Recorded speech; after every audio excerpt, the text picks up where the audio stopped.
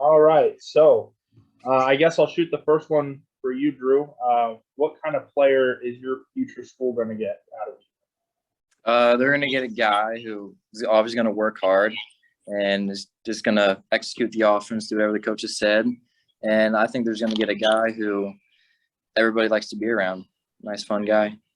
Awesome. No, that's great. Coach, what kind of leader is Drew?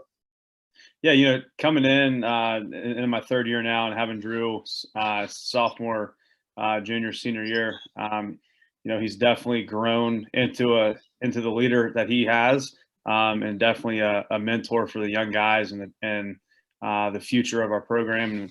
And when you come around and Drew's around kids, everyone gravitates to him, especially the young guys, because it's like they're like, oh my gosh, it's Drew Novak. He led the nation in passing, blah, blah, blah, blah. And he's young first grade, just, he's going to be 17 heading on the college campus.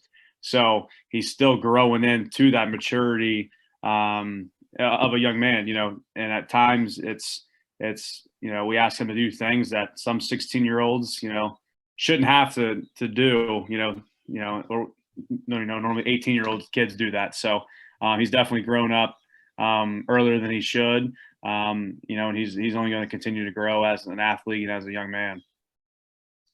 Awesome. Thank you for that, Coach. So you just went on a bunch of camps through. If you could detail kind of which camps that you just got through going to, and tell me just a little bit about how those went. Maybe your favorite experience at some of the camps that you went to. So all the camps I went to so far have been West Virginia, Clemson, NC State, and Ball State. And just for experience-wise, I think Clemson was definitely it was just amazing to see. Just Coach Sweeney was talking in front of everybody for like an hour, and it was just amazing to see and hear what he has to say, what he's been through. He's seen it all, and just seeing all the campus and all that, it was crazy. That's awesome. Drew, also for you, I know a little bit about kind of the background you grew up in. I live here in Ohio as well, don't live too far from you. So I understand kind of the cultural values and stuff of folks from this area. But what for you, what are some of the major values that you kind of stuck with you growing up that you kind of learned from your parents or your family? Just like the small towns are just amazing. Just always appreciate everybody who's around you. They all gather around you. Just the town this year was just amazing, and just always appreciate, always talk to anybody who wants to talk to you. Don't be rude. Just appreciate everybody. And what are some of the goals that you have for yourself and as a team this season, Drew? We want to win state. That's all that matters right now. We got a little bit of experience last year, making it that far. We're experienced now, so why not do it? That's awesome.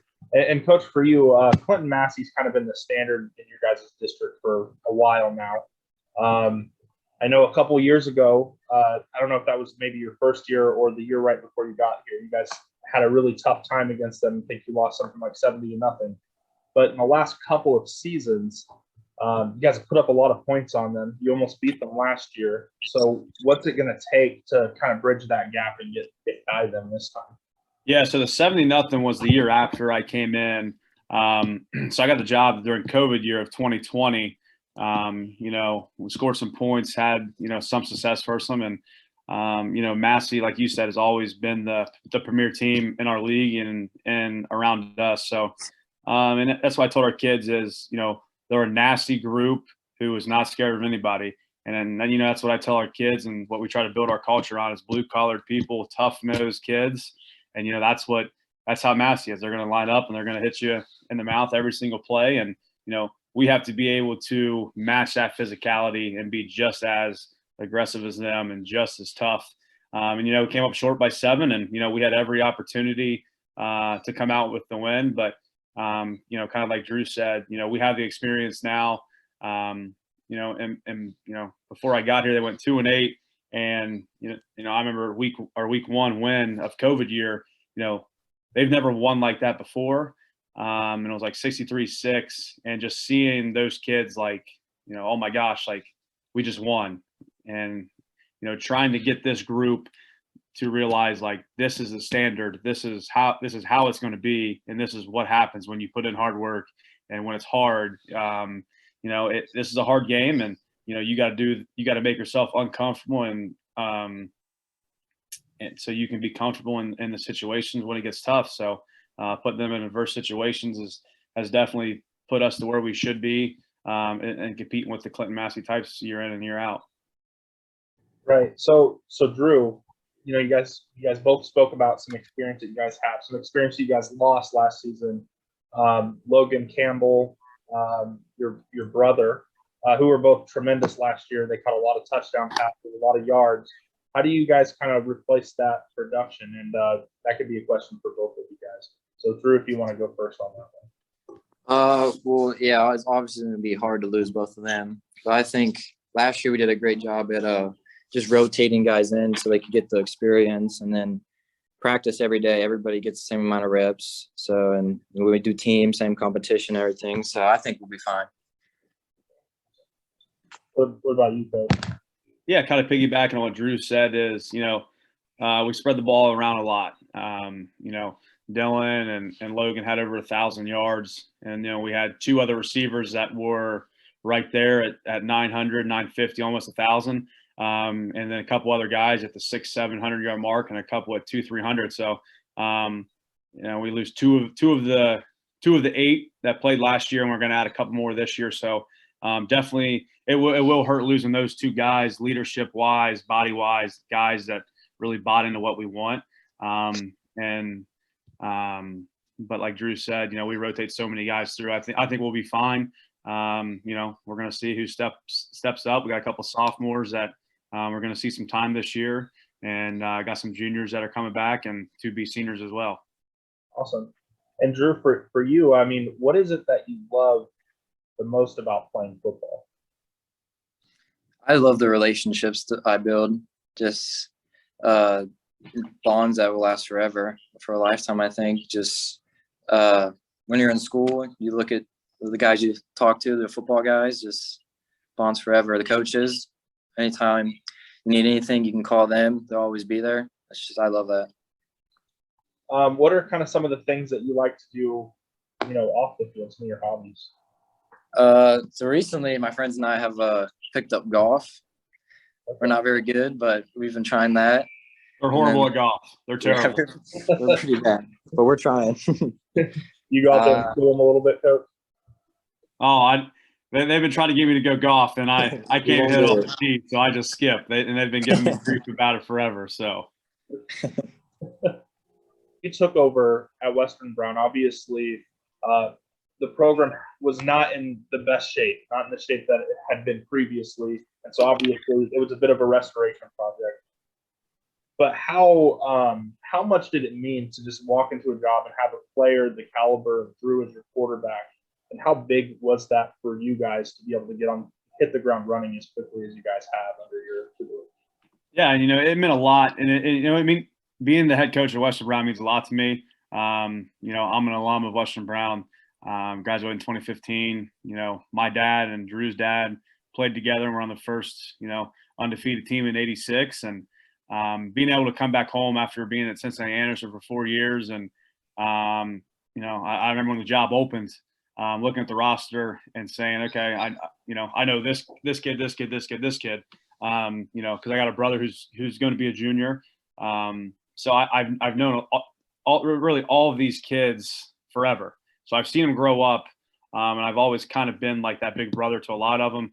And being able to come back and coach them is something special that not everybody gets, to experience in a lifetime of coaching. And getting a guy like Drew right off the rip is something special. I remember watching him start as a freshman, watching the film at, starting a game at 13 years old, which is just absolutely nuts. And getting him a sophomore year and then junior year, seeing him grow. And I'm really, really excited. We've already seen flashes of how much he's improved from junior year to now, and we've only been at it for 3 weeks this summer. So, wherever he goes, whoever offers him is going to get an absolute steal of this kid. And I sit back and look at it and say, what is this kid going to look like when he's 20 years old, 21 years old? getting a college weight room for 3 years, 4 years. Like, the kid can be a freak. He's 6'6", 210 now, and he's already put on 30 pounds since our last game. I think once he gets to the 230, 240 mark, I mean, he's going to be a steal for someone, and someone's going to get really, really lucky when they get him. So, so for you, Drew, what areas as a player have you been working on, and that you feel like you need to improve on the most? I've been trying to work on my arm strength a little bit, just getting more zip on the ball, and then getting faster feet, and working on my speed a little bit. Do you have a quarterback coach that you work with during? I do. You do? Tony Pike. Okay. And what players do you like to look at to kind of model your game after? Trevor Lawrence, Josh Allen, and Justin Herbert. Those are my main three. I like those guys. They're built a lot more like me. We're talking about college. It seems like you really like Clemson. Obviously, Trevor Lawrence is a model for you that you look after. You went to Clemson, really liked it out there. But what are you interested in studying in college? Besides football? Education. I want to be a teacher and a coach. Awesome. Okay, so kind of a little bit like Coach Osborne. Yep. Okay. Oh yeah. So are you kind of sweet talking him up a little bit, or no? I told him one day, maybe if he's not too popular one day for me, if he ever remembers me, if he ever makes it big, that he can be our quarterback's coach one day. So we'll see. That's the goal. So for you, I mean, you're an Ohio kid, right? So do you kind of feel some kind of way about, the lack of recognition that you've gotten, especially considering the success that, you guys have had on the field, and you individually, and specifically, you haven't gotten an offer from either Ohio University in Athens or Ohio State. Is that something that you think about, or something that kind of gives you a chip on your shoulder to some extent? No, not really. I don't know. I'm trying not to look at that, and just whoever's interested in me, that's what I'm interested in. So that's just something. But yeah, it is kind of a little chip on my shoulder that if they don't want me, it's their loss. It's all right. Okay. So, Coach, for you, you've touched on this a little bit, but you said you've known Drew pretty much his whole life, and you've gotten to coach him over the last 3 seasons. Where have you seen the most growth for him as on the field, or even as a player or a young man? Yeah, definitely as a player, I would say his progression reads, working through his third, fourth reads. I think he's really improved on, from sophomore year to now, and really seeing the whole play through. So, and he, like today, he was talking with our DBs coach about coverages, because the DB put us, the defense, the 2 DBs and the free safety, put us in a bind today. And, Drew was talking to him about, hey, what coverage was that? How do you do it? Just trying to learn, from our DBs coach, and to improve his game and his craft. And as a young man, I would say, he's starting to come into the young man, the leader type of kid that, he is. And, Drew's not a kid that is a real outspoken, real loud kid. He's very mellow, very laid back. And, some leaders are really, really aggressive and they go after you. Drew's more of the laid back guy. Say, hey, man, let's go get it next play. It's good. I'm not going to scream and yell at a kid. He's not. That's just not his personality. He's just a nice, laid back kid, very calm, cool, and collective. And, he could go out and throw 7 interceptions and you wouldn't know that he threw 7 picks. It's always one mellow kid the whole game, no matter if he's throwing 7 touchdowns or 7 picks. You don't know. He's just the same way, the same attitude the whole way through all 48 minutes.